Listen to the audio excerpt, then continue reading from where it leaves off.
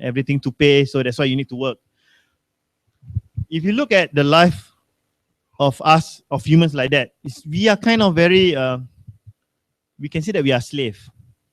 We are slave to the money, we are slave to our boss, we are slave to the system that's already been established. Okay? In Islam, we shouldn't be slave to this kind of systems. We should only submit to Allah SWT. That's it. Yeah? Submit to Allah SWT. We are not slave to this kind of thing. All these things are just just the worldly matters.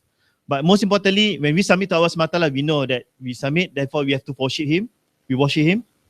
And then we follow His commands. Eat halal food, consume halal food. Don't commit sins. Don't commit adultery. Don't steal. Don't oppress people. This is how a Muslim should react. And of course, if you see someone being oppressed, we should help.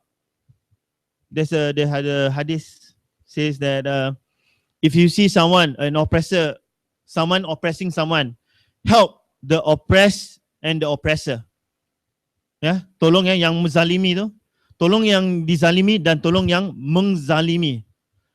Then the companions ask, "Oh Prophet, yeah, we know that those who are being oppressed, we should help them. Those in difficult. But how about the one who are oppressing? How do we help them?" And the Prophet replied, "We help this oppressor by telling them the right things to do." Okay, we have to. Okay, we have to, which means that if we know there are leaders who are zalim, there are people who are zalim, who are the oppressing people, we have the right to tell these people, the leaders or maybe the group of people, stop doing this kind of oppression. Okay, we have to advise them, give nasiha, whether they're Muslim or non-Muslim. We have to really remind them. Okay, and that is our job. Ini our mission.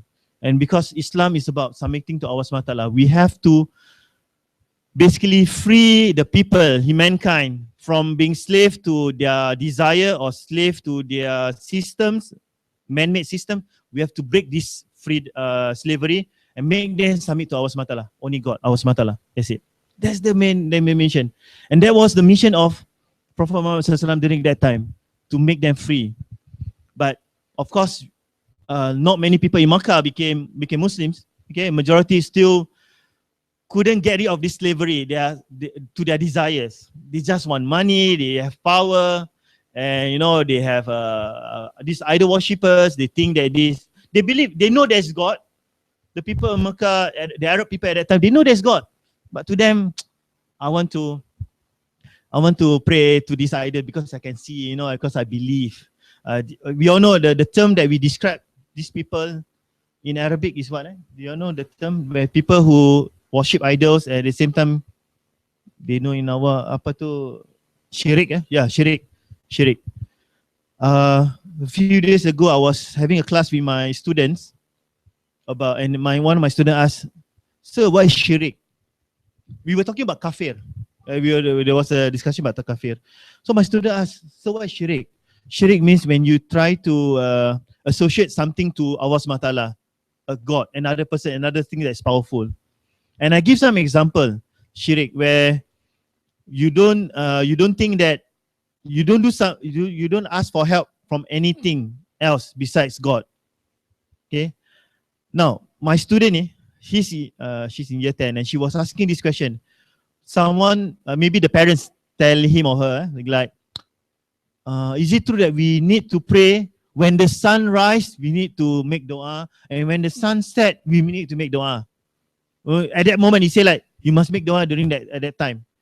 And I advised her, where do you get this these deeds? Is it from the Quran or Hadith? She said that no, probably it was passed down from her parents.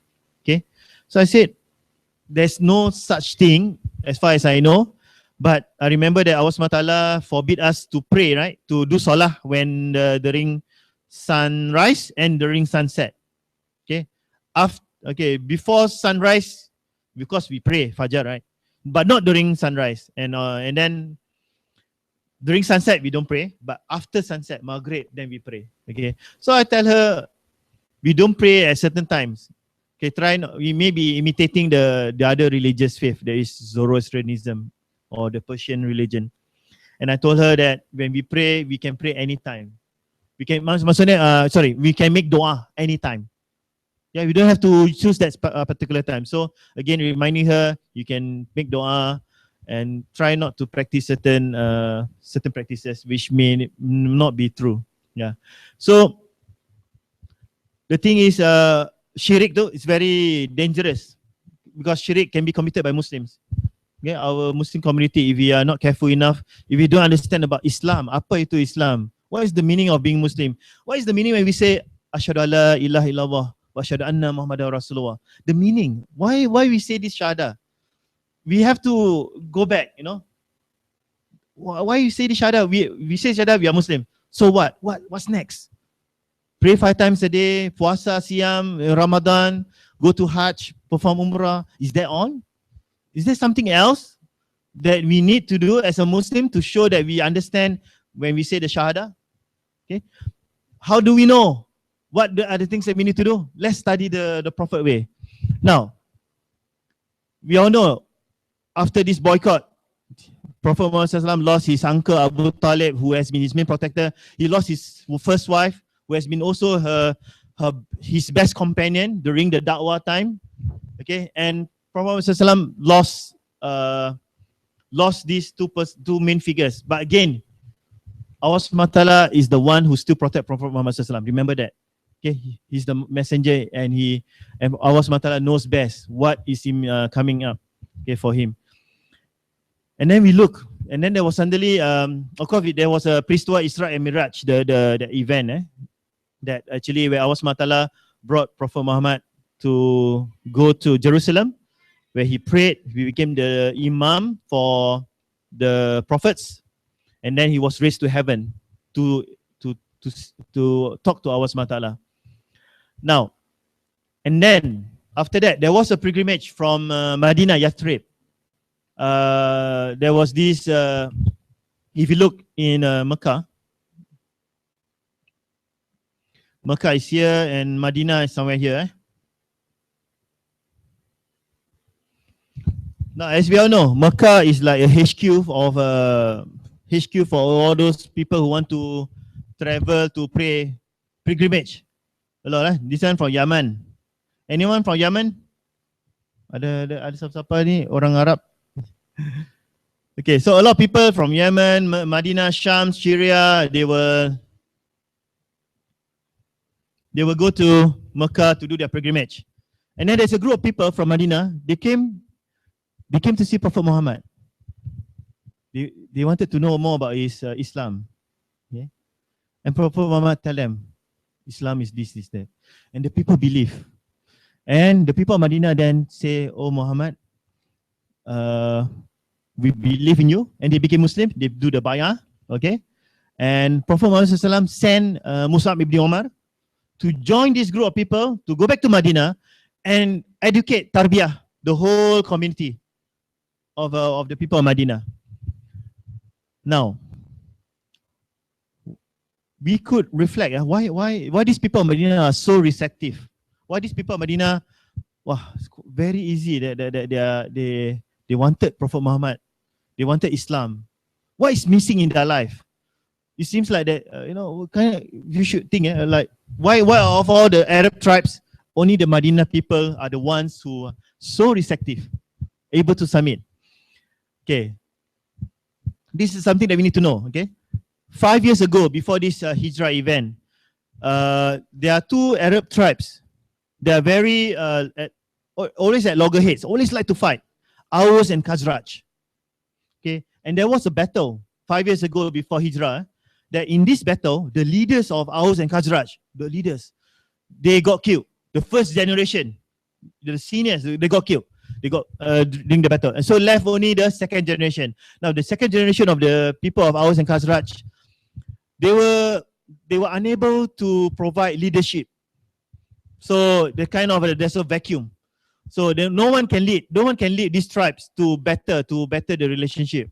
Okay, so we can say that there was a vacuum. Okay, even though there are people, second generation to take over, but none of them can become leaders. Okay, now they can become leaders. Okay, this is something that we can. I want to say something. Among the Arab, in Arab, during Prophet's time, there were two empires. We all know about the Roman and the Persian. Now, regarding this Roman and Persian Empire, they are kings. They are big people, holding big positions. But among the Arab tribes, there's no king. Kalau kita lihat, if you look, in Arab, there's no king. Compared to Roman and Persian, they already have kings. But among the Arabs, they have no one single person to be claimed as a king. Instead of one king, they have a lot of leaders. A lot of leaders. Okay, of course, during Prophet's time, there were Abu Jahal, Abu Lahab, Abu Sufyan. All these were the leaders of the Arab tribe at that time. So they have many. They don't have one single. Same thing with Medina. They don't have so many leaders. They don't have one single king, but they have many leaders. But once these many leaders gone, killed in the battle, then there is a vacuum. And of course, in Medina, there were 3 Jewish tribes who lived there. There were the Bani Qainuqa, Bani Nadir, and Bani Quraidah. 3 Jewish tribes. And these Jewish tribes are the ones who also, because they have the Torah, they also share. They share some information from the Torah, from the books, divine books, saying that, there will be another prophet. There will come another prophet after Isa, alayhi salam. Now, this thing happened in 600 and around, we are saying about 722. Now, so for 622 years, there was no prophet, no Rasul, no Nabi. So the last one was Prophet Isa, Prophet Isa. Then 622 years, then the people of Medina realized that this is Prophet Muhammad Sallallahu Alaihi Wasallam. That he's the one who is being mentioned in the Torah. Okay. So because of that, the people of Medina they went to see him. So they went to see him, as I mentioned just now, went to Mecca. They discovered that he's the man, he's the prophet, as was what mentioned by the Jewish people. They went back to Medina. Musa bin Omar was sent to start tarbiyah. And alhamdulillah, majority of the people of Medina became Muslims. And then the second delegation went back to Mecca. Again, they tell, and the second delegation was bigger. Then that shows the effectiveness of da'wah. The da'wah, the tarbiyah, that Musab and a few companions who started in Medina. The second delegation was so bigger than the first one, and they were ready. This time, they were ready. They were telling Prophet Muhammad, Muhammad, come to Medina. Come to Medina. You can't stay in Mecca because you can't practice Islam in Mecca. It's oppression. It's like they're torturing, they're killing, they're stopping you from spreading Islam. In fact, now at that time the Quraysh leaders were now plotting to kill Prophet Muhammad, peace be upon him. So Prophet Muhammad SAW accepted the invitation by the people of Medina. Yes, so he will migrate, and Prophet Muhammad asked all the companions, those who to migrate first. Okay, those are the Muslims to start migrating, because now the people of Medina were able to accept. Yeah, they said to accept. So in here, if there's an oppression there was oppression in Mecca, you can't practice Islam. Your faith, of course, you can strengthen your faith, sabar, patience, okay, increase your knowledge about Allah Subhanahu wa Taala, but you can't really practice to pray, to pray openly in front of Kaaba. It's so difficult. Okay, so Prophet Muhammad SAW asked the companions to start migrating, and of course Prophet Muhammad stays there. He waited for our command, and we all know that on the night when Prophet Muhammad SAW was to migrate, the people of Arab, the Quraysh people, started to surround his house. They sent young men to wait outside the house of Prophet Muhammad and wanted to kill him. Okay, but Allah SWT has His own plan. Allah SWT make the people around the house of Prophet Muhammad to fall asleep. Okay, tidur, to fall asleep. And then Prophet Muhammad SAW left the area and get Ali ibn Abi Talib to sleep on the bed, and that's how Prophet Muhammad SAW was saved, okay, from being murdered by the people of Quraysh. So now, so Prophet Muhammad, alhamdulillah, was able to migrate to Medina, and this is where he established a few things that he wanted to establish when he migrated to Medina. Something interesting that happened that we can also learn. A few things that he established was the brotherhood.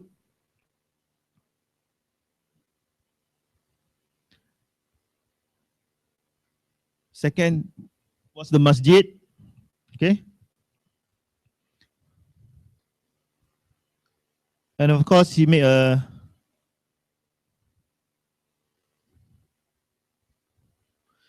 constitution. This constitution with the Muslims and also the non-Muslims, and to be specific with the Jewish people. Kalau brotherhood, okay, when we talk about brotherhood, we're talking about Ukhwa Islamiyah, where Prophet Muhammad SAW wanted to unite the hearts of the Muslims at that time. Now, take note, the people of Medina, there were two tribes, Aus and Khazraj. They were in long battles. They used to fight among each other for so many years. When they become Muslims, they become true Muslims. They become people who understand what is the meaning of Islam. What's the meaning of Islam? They know that they have to submit to Allah SWT. Okay, so being Muslim was submit to Allah SWT, but not to submit to their desire. What was their desire? Desire for material wealth, desire for power, and because of this desire, they start to fight among each other. Okay, they start to fight. They think, for me to gain power, I must fight against you. But that was gone. So when they become Muslims, to them, it's not about power, it's not about gaining wealth, it's not about gaining whatever material gains, it's about submitting to Allah SWT. And that was the message that was understood by the people of Medina. Alhamdulillah. So they understand being Muslim is about submitting to Allah SWT. So Aus and Khazraj people were united. Okay, now they are all Muslims, they are all united, there's no more fight. So suddenly there's already been there's peace in Medina. Then how about the people who migrated? The people who migrated, the Muhajirin.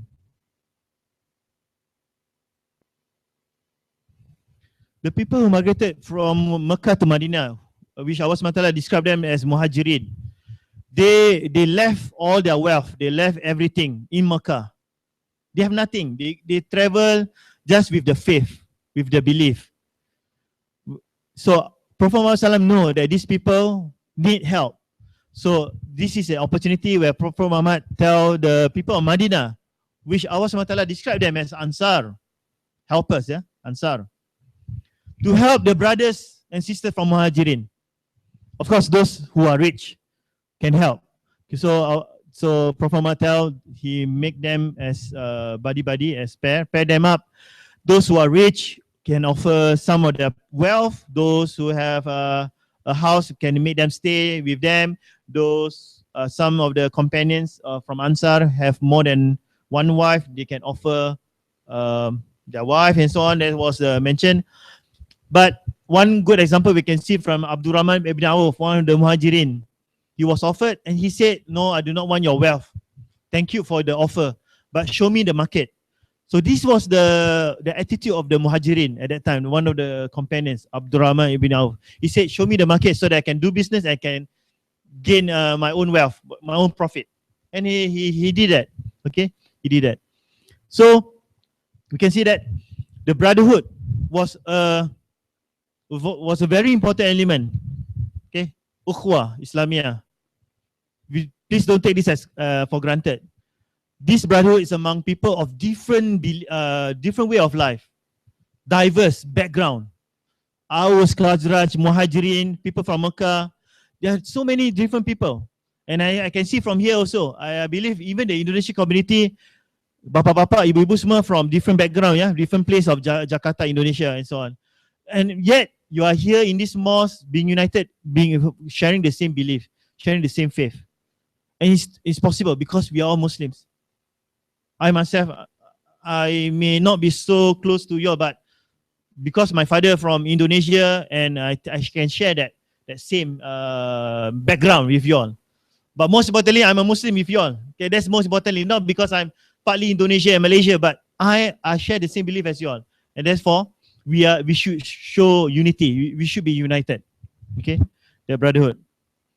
And again, Allah SWT, Prophet Muhammad SAW stress when they have this Islamic state, there were a lot of laws to tell the Muslims at that time to spread salam, to be kind to your Muslims, okay? Do not oppress. So there's a lot of reminders, okay? A lot of reminders for how to treat your fellow Muslims during when they first established the first Islamic state in Medina. And then the masjid, it's a center. It's a form of this new institute. It's a center for knowledge, a center for worship, a center for socializing. Okay, it's a center of economic. It's a center of it's like a court. It's a center of everything. It's a center of politics. It's a center of also to strategize military actions against the enemies of Islam. So the mosque was seen as a very important institute at that time. Okay, where people come not just to pray, but to learn about Islam. They have study circles. Prophet Muhammad, the companions will start to share about whenever there's a verse from the Quran, then they will share with them, make them memorize the Quran, memorize the verse, and then spread it to other people. So it was a center of knowledge, a center of worship, a center of everything, a social event, any social political activity, you will start from the mosque. And then constitution. Constitution, we all know it's law, right? Laws, okay? And this constitution is very important because if you look in Mecca, the Prophet Muhammad, peace be upon him, and his followers, the believers, they cannot do much. They cannot talk about the law of marriage. They cannot talk about the law of inheritance. They cannot establish Sharia. They cannot talk about these laws. They only can talk about faith. Sabar, be patient. Shurga, Jannah is waiting for those people who are willing to die for Islam. It's all about faith, sabar, patience. But once they already established the first Islamic state in Medina, then they can talk about Sharia. Then they can talk about marriage. They talk about inheritance.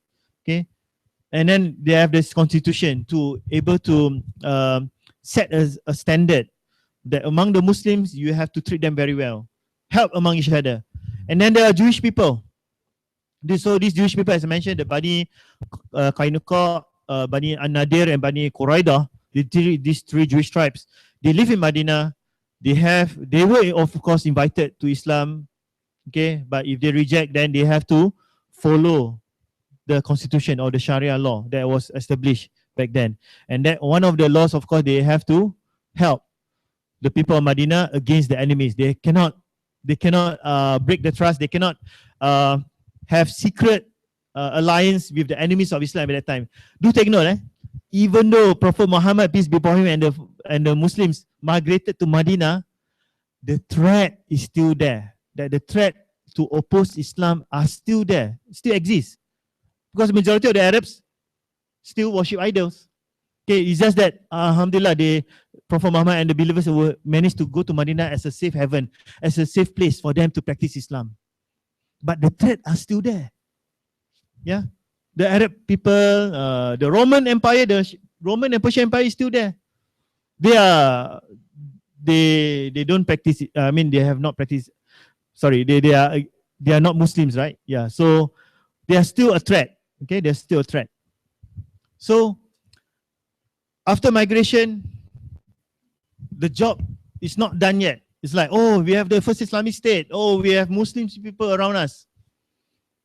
It's not the end. Okay, don't think that, oh, alhamdulillah, the Islamic state, maksudnya sudah boleh happy lah. That's the mission. Is that the mission, to have an Islamic state? That sudah, then we already gained the victory. Khalas, you don't have to do anything. If you look at what Prophet Muhammad SAW did, was remember that Islam was sent not only for the Arabs. Yeah, Islam tu bukan untuk kita, ya, untuk saya, untuk kamu. Islam ni untuk semua, for the whole mankind. It's for everybody. Which means that yeah, Islam too is, we are Muslims, yes, alhamdulillah. But how about the rest? How about the rest of the Australians, for example? How about the rest of our neighbors? Shouldn't we also do our best to tell them about Islam in your own capacity?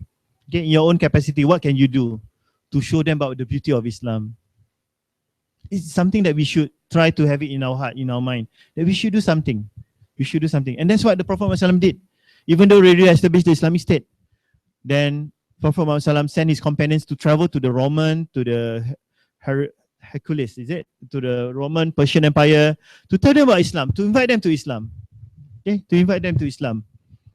You all know about Yemen, Habsha, there's okay, how much time do I have? Berapa minit? Mana tak boleh lah. Penat. Maybe another 10 minutes. 10 minutes.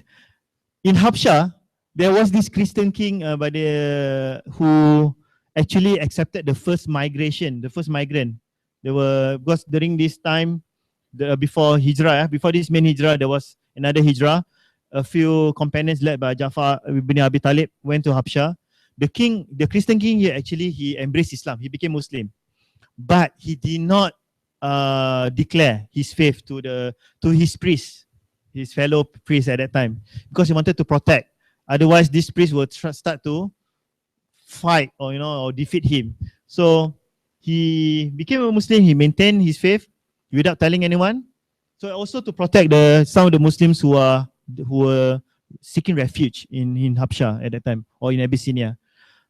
And we know that he died as a Muslim, yeah, and Prophet Muhammad knew that. So it spread. Islam really spread, okay. And then Prophet Muhammad SAW started to spread Islam. Of course, some of the message was being rejected. Again, this is about da'wah, inviting them. Otherwise, we can think of this scenario. If the Islamic State was the main objective, if the Islamic State was the main objective, that, oh, alhamdulillah, we got Muslims here, then let's stop the da'wah. Stop talking about Islam to other people. We can enjoy, because we can pray 5 times a day. Alhamdulillah, boleh, we can do puasa, siam in Ramadan. We don't have to worry about anything. If that is the case, then why does Prophet Muhammad wanted to deliver the message of Islam to the whole mankind? Okay, I just want to say one thing. I just want to now I'd like to stop here. I want us to reflect on our current situation here. Now, Allah Subhanahu wa Ta'ala has created this world, this dunya, this earth, for all of us. I mean, according to some statistics, there are 7 billion people. 7 billion people living on this earth. Okay? If Allah Subhanahu wa Ta'ala created this earth for these 7 billion people, some people say, some people commented, sorry. If this earth is being created for us, shouldn't, I would say, shouldn't it means that these 7 billion people living on this earth is, the resources for this earth is enough for us. Maksudnya these 7 billion people living on this earth, the resources should be enough for all of us, right? Tak ada yang kurang, tak ada yang lebih. It should be enough. Allah knows best, because Allah created this earth for us, for mankind to live here. But yet, how come there are some people, humans, who are poor? There are some Muslims who don't have a home. There are some Muslims who don't have their means to live a normal life. How come? Why are these things happening? Why is there poverty?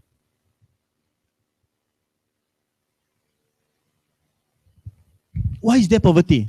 Let us reflect. Kenapa sekarang ni there are still people who are poor? Maybe they are earning less than us, less than an average of what we earn. I'm talking about the general humans. Maybe somewhere in Sri Lanka, maybe somewhere in Indonesia, somewhere in maybe in China. There are people who are struggling to lead a normal life. because of this poverty.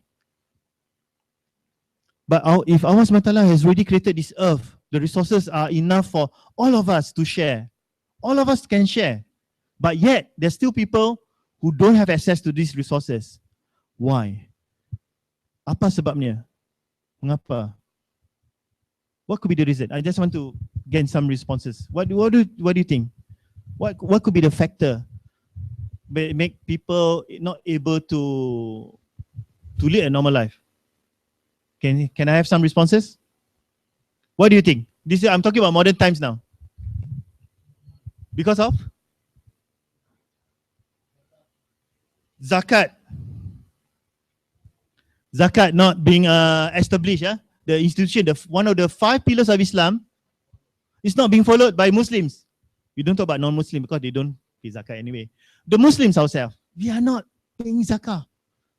So now I was reading a book. I just read the first few chapters of Fiqh al-Zakah by Dr. Yusuf Qardawi.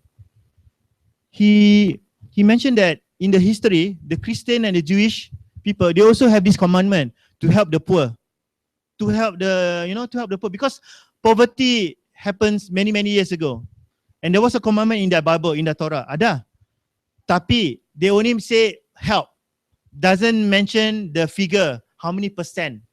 In Islam, then it was mentioned, it was officialized that you must give 2.5% of your wealth that you keep for 1 year, and you must be the minimum amount must be a certain amount. Cannot be, of course, if you earn $1, you cannot give zakah. You must be certain, maybe 1,000 or 2,000. Okay, so in Islam, officialized, okay, transform the law about giving zakah so that it become an official duty of every Muslim to give zakah.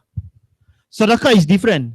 Sadaqah is something like voluntary, but zakah is compulsory. Yeah, zakatul mal, zakatul fitri is compulsory upon all Muslims. Okay, so zakah, the failure of zakah system. Now, don't you think that we have the solution? Islam has the solution to solve the problems of poverty, not only for the Muslims, but for the whole world. It's possible. We have the solution, but we keep, the failure is, one is we fail to do it. Secondly, we fail to share the solution to all of us. I was sharing, there was one Muslim people, the income tax that we need to, the tax, all this thing. He was telling me that some people in here, they can beat the system. They can use the system to benefit themselves. Because the system about tax is about your income, right? Apa gaji, the pay that you receive. Now people can cover up. I can declare my pay, what the settling would need to know. But there will be other pay that I don't have to tell them. So by doing that, so you are not telling the true picture of what you earn. So the tax is based on your income. But zakah is not based on income. Zakah based on our savings. Can you see? Where the savings come from your income, from your passive income, from your investment or whatever. Okay? So in zakah system, the system is so perfect, and we have to believe this. Our zakah system here in Islam is so perfect that we only take the 2.5% from the savings, not from income. The current Western system is they look at our income, they don't look at saving. So there can be some rich people who have $1 million in their bank, in their savings, but that's not being taxable because this guy only received income by $1,000 maybe from working from this office. But his savings is 1 million. But where you tax from? From the income, which is not fair. How about your saving? 1 million. No one is taking 2.5 or I don't know, 10% or 20% from your savings. So you see the loophole, the gap. If we Muslims able to, offer the solution, then we don't have this poverty, because the savings is the one that should be taxable, and the savings can be shared. Because the thing is, this system of zakat is not trying to make us become poorer. 2.5% is not much. 2.5% is small. It's not making us poorer. It's about zakat. The meaning of zakat is to purify, to mensucikan jiwa kita, harta kita, sucikan. Because we need to know, we're living on this earth, we are not alone. There are some people who, yang tak mampu, very poor. Kasihlah zakah just so that we can share our this 2.5% and share it among those people yang tak mampu, who cannot afford. We have to have this feeling about this zakah. So good, alhamdulillah brother, that you mentioned about this zakah. Subhanallah. So what else? What could be the cause that there are poor people? What are the reasons? Probably the systems, the economic system that we have. Okay, some people say the capitalism system and so on. Okay, so where the thing is like the rich can decide, okay, how much they should earn, but they don't care about how much the poor should have. You know, they just think about themselves. The selfishness, like being selfish. Yeah, being selfish. The feeling of greed. Another system would be the riba, interest. Okay, where again, when people want to borrow money, they will make sure that the person who borrowed the money will have to pay more. Okay, pay back more on the interest of the loan. Okay, so the thing is that I just want to summarize that the world problem that we face here, kalau kita lihat asylum seekers, the poverty, these problems are still exist.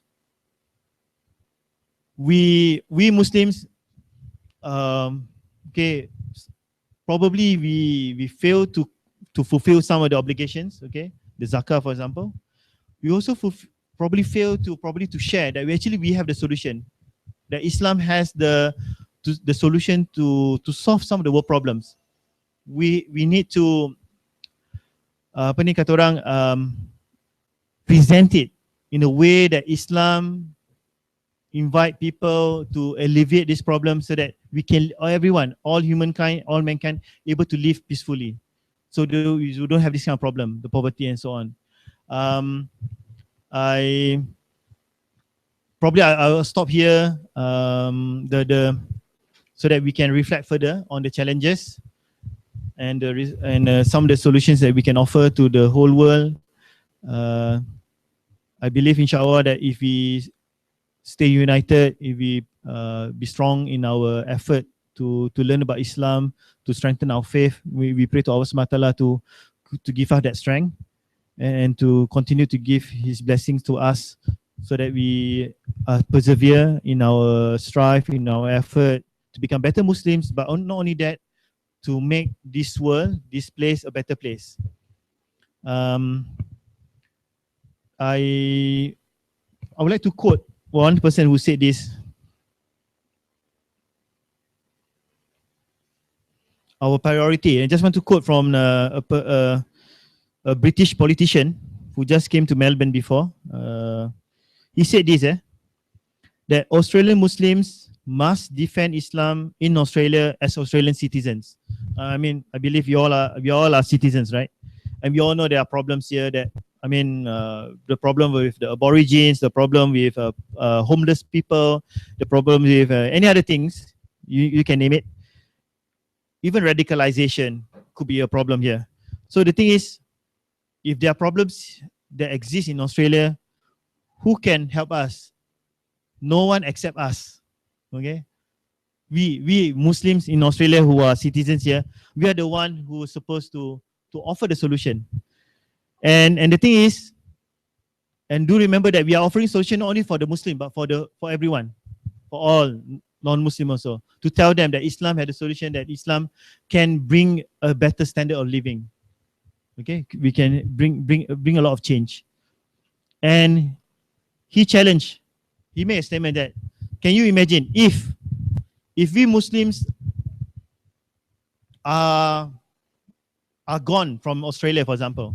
Yeah, if we are Muslim, we are not part of Australia. Will people miss us? Will people felt kind of a vacuum that if the Muslim community are not here in Australia? If we can make them feel that way, that they can, if we can make Australian people felt a sense of loss, if we Muslims are gone, are not in Australia, then we have made an impact. Because we must let people know that we Muslims have can contribute, can make a change. We have, of course, we have the rights to live, to be able to practice our faith, but we also have a duty to tell them that, look, we have the solution, we can make a change, we can improve things better. Okay, so things like if you look at the last sermon of Prophet Muhammad SAW, if we can reflect on the last sermon where Prophet Muhammad SAW delivered a sermon to the Hajj pilgrimage, there were four main things that he mentioned. Number one, racial equality. He mentioned there's no non-Arab and an Arab, there's no difference. A white and a non-white, there's no difference. The only difference will be our faith. So the one of the message was about racial equality. Don't treat each person differently. Just because you are Arab, you are better than me. No, it doesn't mean that. Okay, just because you are Aussie, you are less or equal than a Muslim. It doesn't mean that. Number two was about women's rights. Our Prophet Muhammad SAW reminded again the Muslim back then, 1400 years ago, talking about them to respect women, respect the woman. Okay. Number three, economic equity. So something to do with zakah, that you need to make sure that there's a system that can maintain that the resources that we have on this earth are being equally shared. Our wealth, our resources, everything are equally shared. Economic equity, no riba, no interest. And the fourth thing is about social justice. Do not oppress your brothers. Do not oppress people. Do not commit murder. It's a reminder about social justice. All these things happening. 1400 years ago, Prophet Muhammad mentioned about these four things to remind the people, the Muslim back then. And these four things are still a problem. We still have this hashtag Black Lives Matter. Whites are killing black people in America. We still see women being harassed in the train. No respect of women. We still see the poorer getting poorer, the rich getting richer. There's no economic equity. And we also see social injustice happening. People running away from the war-torn countries like Syria, trying to seek refuge, asylum seekers, but they have no place to go. Also about the Aborigines. If you all know the history of those who are born here, when you study history of Australia, you'll be surprised that the Aborigines were being treated badly many years ago by the whites.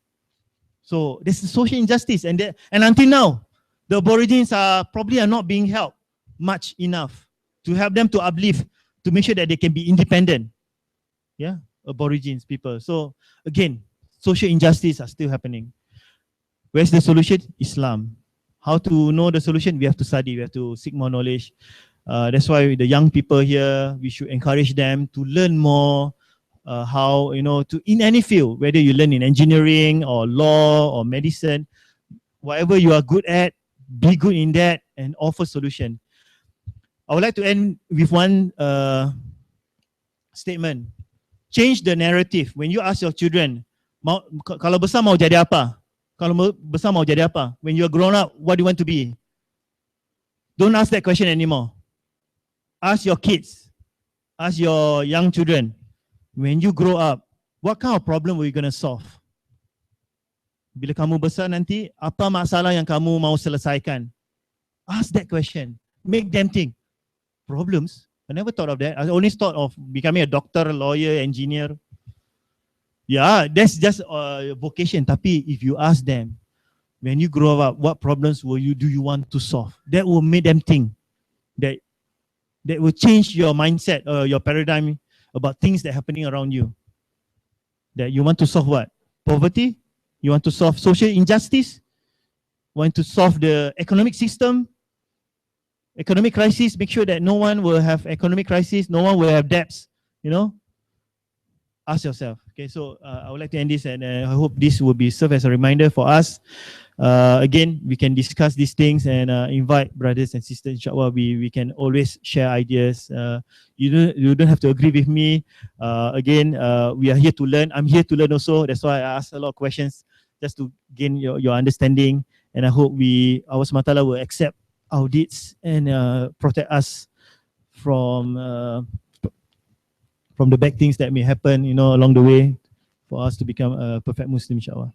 So just go here. I will hand over to siapa? Pak Jamal tak ada. Siapa ni? Okay. Baiklah, seperti apa yang tadi disampaikan oleh Brother Rayhan, move for the hijrah, for the Syurah Nabawi. Mudah-mudahan ini bisa menjadi inspirasi kita dalam menjalankan kehidupan kita sehari-hari. Untuk itu kita sama-sama tutup majelis kita dan baca Alhamdulillahirabbil alamin. Assalamualaikum warahmatullahi wabarakatuh. Jazakallah khair, Brother Rayhan.